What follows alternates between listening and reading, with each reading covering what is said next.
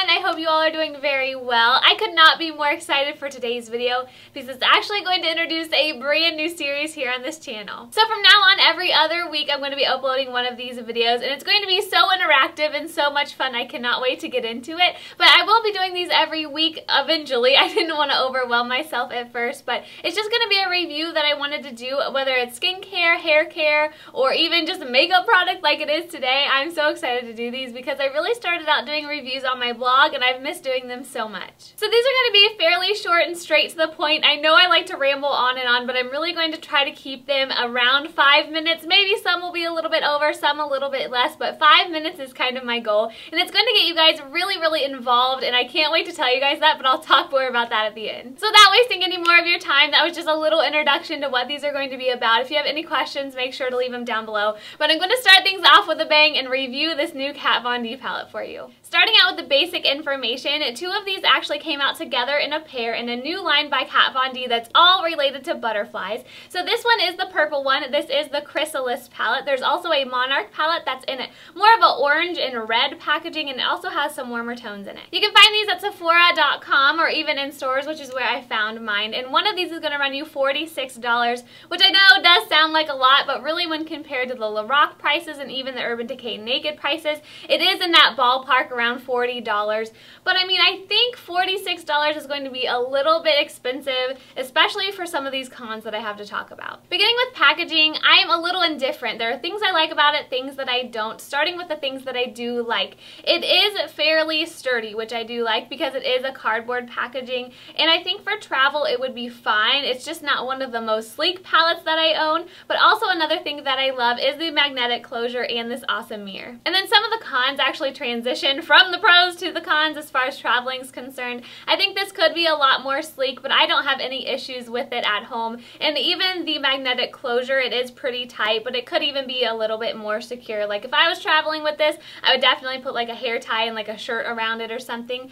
And I don't love the overall design on the front. That's one thing that kind of didn't want to make me get this item, because I'm not a huge butterfly fan, and I'm also not like a skull kind of person either, but I looked past it because the colors are really pretty. I am getting eyeshadow all over my hands, but getting into the actual shades themselves, it's really what caught my eye in the store. They had this open, and I really gravitate towards silver colors on my eyes. I have a Naked 2, I believe, tutorial here on this channel, and I still rock that look all the time. I'll link it down below if you're interested because it uses some really pretty silver shades, and I'm always looking for more. So I just really noticed almost this middle section here, but I loved that it included some really fun blue shades and purple shades as well, because I don't seem to have many of those in my collection. The quality is awesome. Some of these can get a bit powdery, and I don't mean that in a bad way, just in a messy way, because I'll put my brush in these and they will kick up a lot of powder, but it's not saying that they're not opaque or they're not pretty colors, because they really are. That's just one thing that I noticed. I think the shade variety is nice. Like I said, it offers some middle tones, but also some fun shades as well. My only huge con that I have here is that it really doesn't offer many crease shades for someone with my skin tone. There are 3 matte shades in this palette: Lifelike, Glass Wig, and Black Milk. It took me forever to memorize those,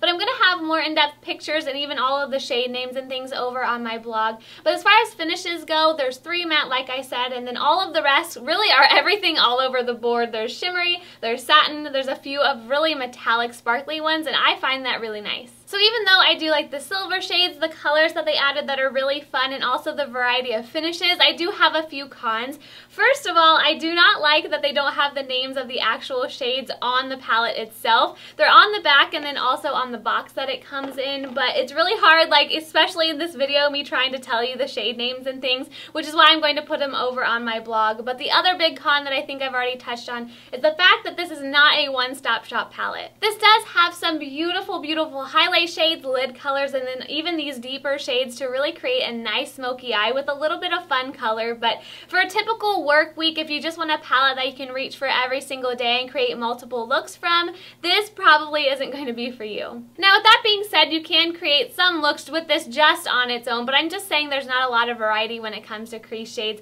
But for the look that I did today, I wanted to share the shades with you. So on the lid, I actually started with Lunar Lights, and this is a very light color that brings a lot of shimmer shimmer to the lid. It has a little bit of taupe in it, but I just packed that on with a really fluffy brush. And then I played around a little bit with Transition. This is a very light lavender color, and I just put that on the outer corners of my eye, and it really has a metallic finish. And then I went into Glasswing, which is a very warm, I would say almost medium tan shade to define my crease. And then I went into this slate gray color, which is Graphic Nature, just to deepen up my outer V. I then wanted to play with at least one of the colors, so I went into Entombed, which is this beautiful navy color, and I just took this between my crease shade and my brow bone. And then I wanted a little bit more silver on my lid, so I went into Melancholia. I hope I'm saying that right, but this is that really silvery color that caught my eye in the store, and I'm just applying that on the center of my lid with my finger. And then I went into Mezzanine, which is this beautiful purple color. It's the lighter of the two. The other darker one is more of a burgundy, but this is a very, very pretty purple with a lot of purple shimmer in it,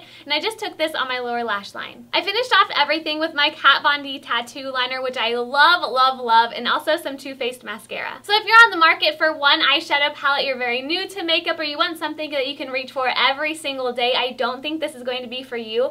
However, I do think it's going to be for the people who already have a few shades in their collection already that they could put with this, because it is awesome quality and fun to play around with. So I really hope you enjoyed my quick review of the Kat Von D Chrysalis palette. Now getting into the exciting information of how you guys are going to be included more in my videos. So at the end of every single one of these videos, I'm going to give you a vague clue. So as soon as I give you that clue, I want you to comment down below your guess. And then leading up to that video, I'm going to be tweeting out even more easier clues over on Twitter using the hashtag Mystery Monday. So the clue for next week is that I'll be reviewing a natural lip line from Sephora. So can you guys guess what it is? Make sure to leave your comment down below. The first few of you to guess the actual product are going to get a shout out in my next video. I am so excited to be doing these now, and I'm so excited to be getting into reviews again. So please, please make sure to go check out my blog for more in-depth pictures on this beautiful palette and even more information that I might have forgotten to include here. I hope you guys are having a fantastic day. All of those special links that you guys are going to need will be listed down below, and I'll see you next time. Bye everyone!